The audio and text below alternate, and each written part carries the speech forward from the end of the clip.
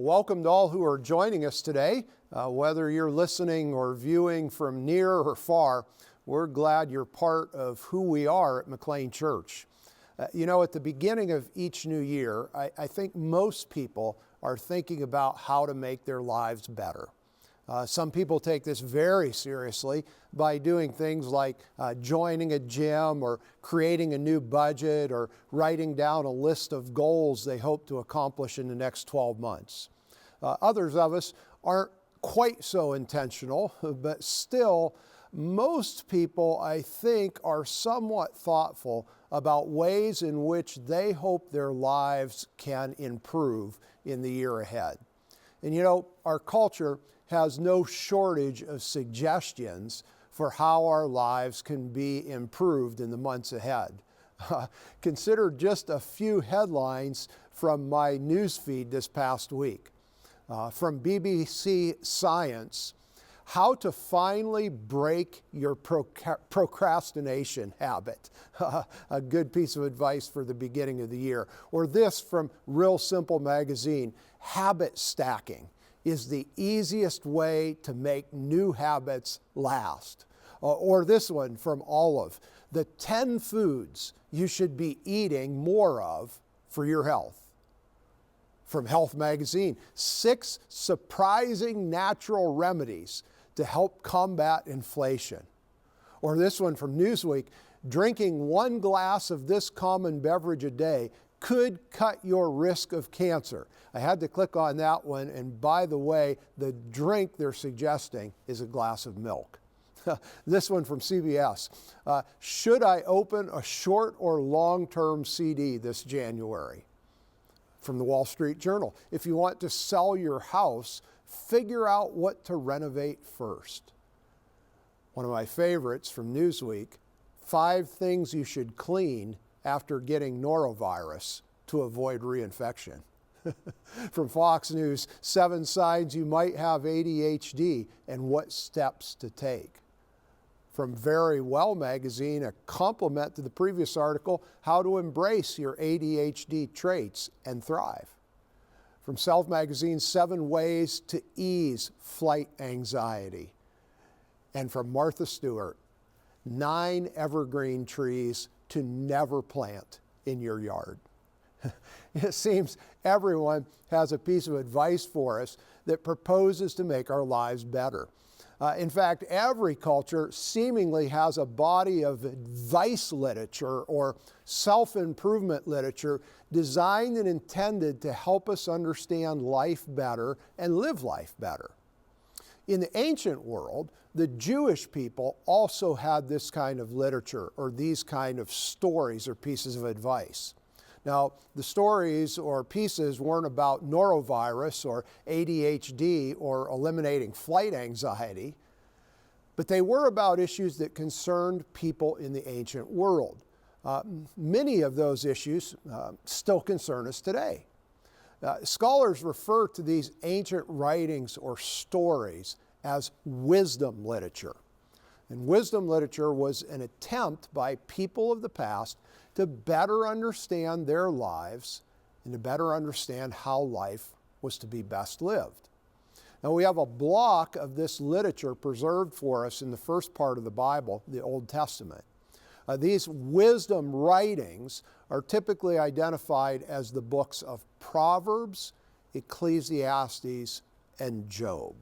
Proverbs, Ecclesiastes, and Job. Each of these books, in its own way, provides insight into how people in the ancient world understood life, what they understood life to be about. Specifically, they reveal how people in the ancient world believed life could be lived and experienced successfully. And again, while the details of their insights were different from the details of our lives, for instance, they talked about traveling by horse instead of airplane and the risks of borrowing from a neighbor instead of investing in short or long-term CDs. Their insights are remarkably still applicable to our circumstances today. And you know what? Their insights from the ancient world, they've stood the test of time. The book of Proverbs, which we're going to be studying in this series, is composed in its present form, we think, around the year 500 BCE. So 2,500 years later, we're still reading it and still learning from its wisdom. There's something about insights that have been around for almost 3,000 years that make you stop and say, maybe there's something to what these ancient authors wrote and said. So for the next 7 weeks, we'll be looking at these ancient wisdom writings, specifically the book of Proverbs, to see what insights we can gain that will make our lives better in the year ahead. And today we want to begin by understanding the background of this book and then at looking at some of the ways to read and understand it properly. So, as mentioned earlier, the book of Proverbs is found roughly in the middle of the Old Testament, and we think the book was composed in its present form somewhere around 500 BCE. So if you remember the broad history of Israel that we often sketch out in our talks, this would place this book in the post-exile period. That is after the exile in Babylon, during the period of the rebuilt or the Second Temple. So scholars often refer to a book like Proverbs as Second Temple literature. The book is a collection of sayings, many of them attributed to King Solomon, who was noted in ancient Israel for his wisdom. Now, whether the sayings actually came from Solomon or simply were associated with his reign and his reputation, we don't know. But what we do know is that these sayings seemingly circulated in ancient Israel for a long period of time before they were actually written down. In the post-exile period, someone or some group of people took the time to write these sayings down and put them into the collection that is the book of Proverbs that we have today. Now, the sayings are arranged in the book of Proverbs in 2 parts. Chapters 1 through 9 string sayings together in the form of a story that contrasts 2 ways to approach life: the wise way and the foolish way. The wise way is described as leading to life. The foolish way is described as leading to death. Now, this life and death is not so much a description of physical life or physical death, and it's definitely not a description of heaven or hell, as there aren't any such concepts in ancient Judaism. Instead, it is a description of how to experience a meaningful and fulfilling existence, that is, life, compared to what it means to live an unmeaningful or unsatisfactory existence, death. Foolishness is often portrayed in this section as an adulteress, trying to lure people away from the path of true wisdom and insight. In this section, chapters 1 through 9, true wisdom begins with an awareness of or recognition of God. Listen to how the book starts. The Proverbs of Solomon, son of David, king of Israel, for gaining wisdom and instruction, for understanding words of insight, for receiving instruction in prudent behavior, doing what is right and just and fair, for giving prudence to those who are simple, knowledge and discretion to the young. Let the wise listen and add to their learning, and let the discerning get guidance. For understanding proverbs and parables, the sayings and riddles of the wise. The fear of the Lord is the beginning of knowledge, but fools despise wisdom and instruction. This book is about learning how to live. A right approach and a wrong approach to life will be illustrated and contrasted. There is a wise way and a foolish way to live.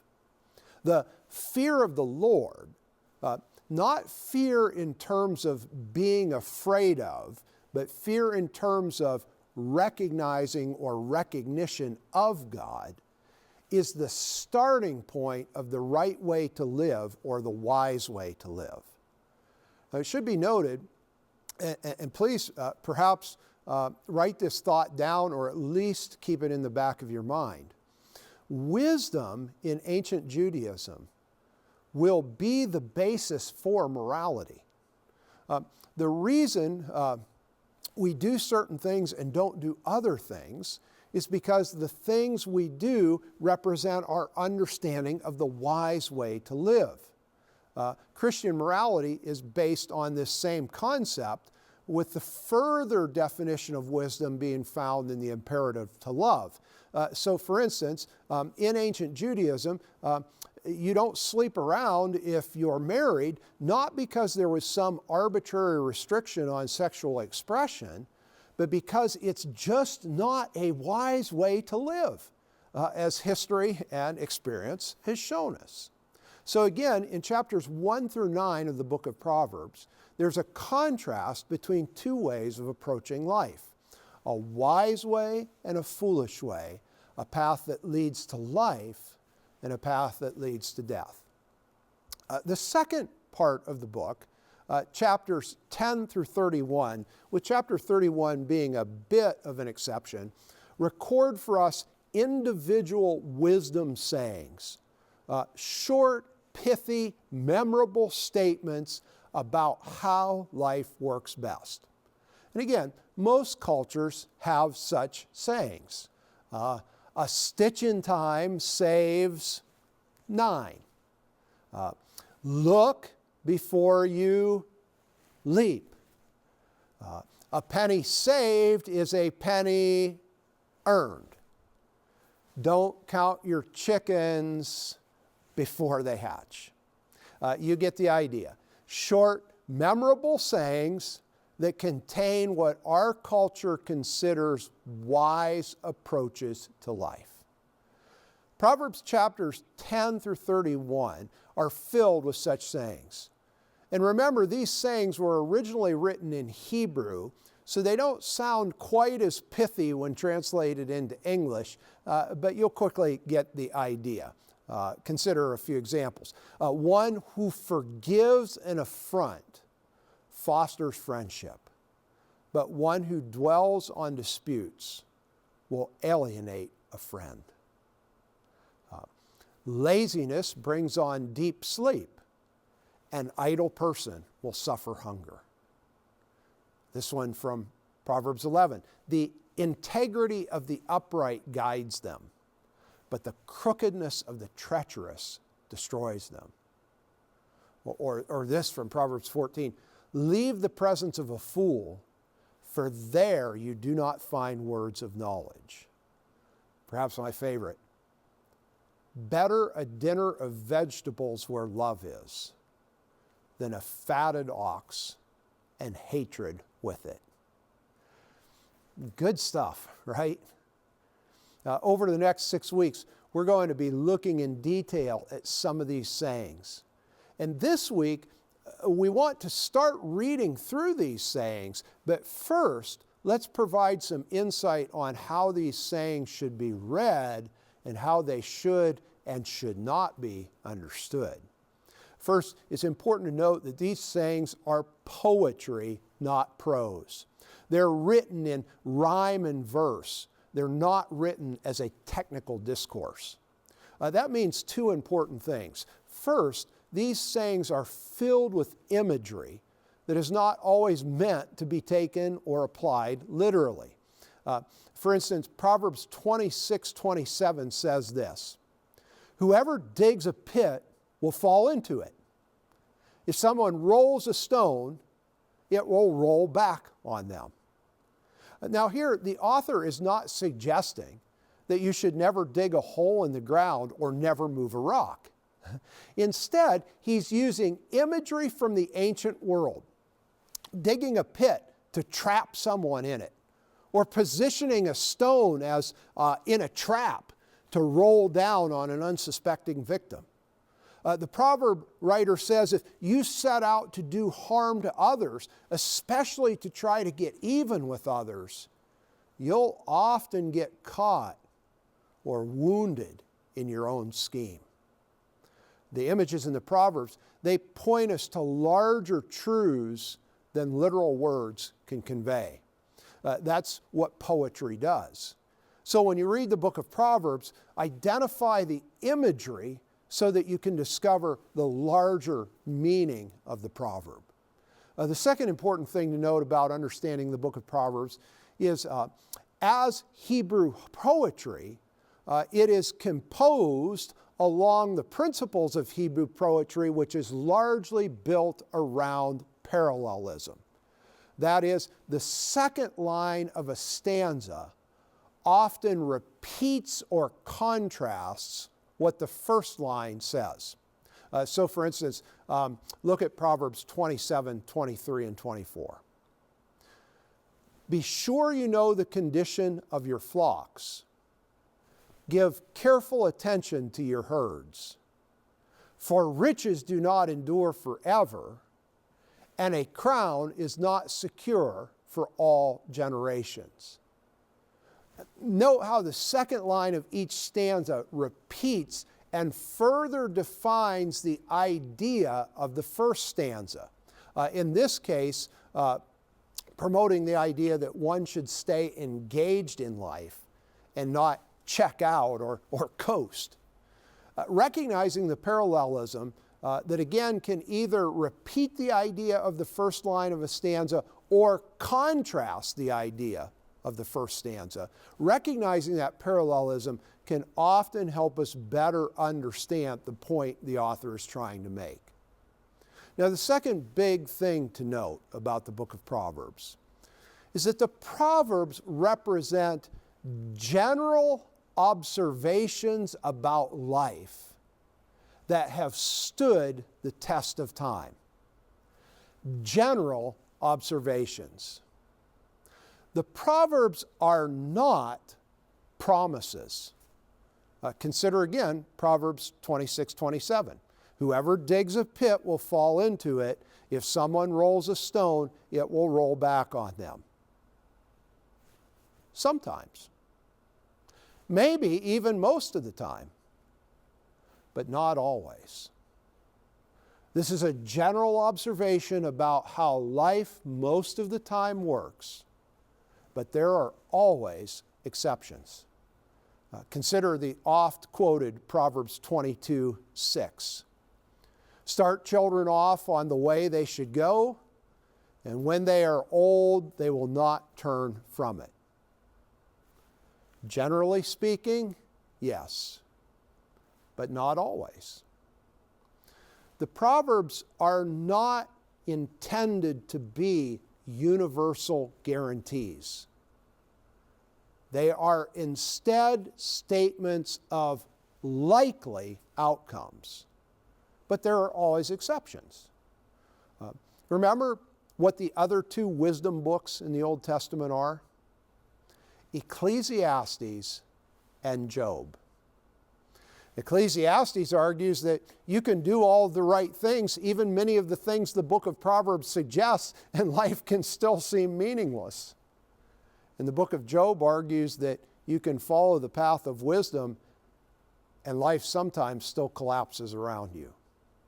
Fascinating that within this ancient wisdom tradition, there's a built-in tension. The tension of life. Life often works in certain defined ways, but it is always ultimately unpredictable. So how do you read the Proverbs? Or more importantly, how do you apply them? No, they are good and wise general observations about life. They're not intended to be promises, guarantees, or universal mandates. The early bird gets the worm is a good general observation about life. But sometimes you get up early and still don't find any worms.